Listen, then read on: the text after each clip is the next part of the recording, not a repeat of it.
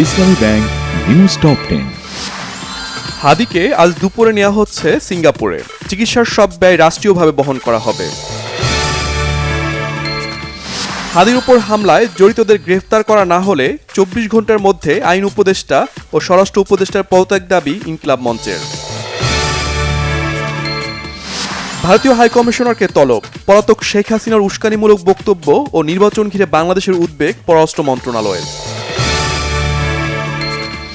বাংলাদেশের জন্য ক্ষতিকর কোনো কর্মকাণ্ডে ভারতের ভূখণ্ড ব্যবহার হচ্ছে না, ঢাকার দাবি নাকচ করেছে দিল্লি।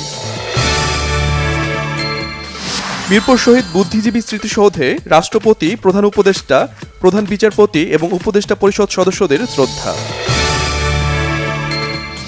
শহীদ বুদ্ধিজীবী দিবসে জাতির শ্রেষ্ঠ সন্তানদের প্রতি বিএনপির শ্রদ্ধা। রাজারবাগ বুদ্ধিজীবী স্মৃতিসৌধেও বিভিন্ন স্তরের মানুষের শ্রদ্ধা। আইন শৃঙ্খলা নিয়ন্ত্রণই হবে নির্বাচিত সরকারের প্রধান কাজ, বলেছেন বিএনপির ভারপ্রাপ্ত চেয়ারম্যান তারেক রহমান।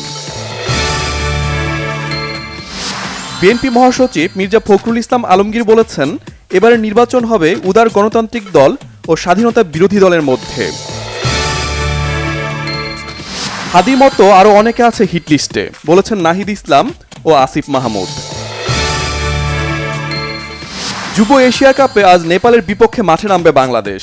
জিতলেই এগিয়ে যাবে সেমিফাইনালের পথে।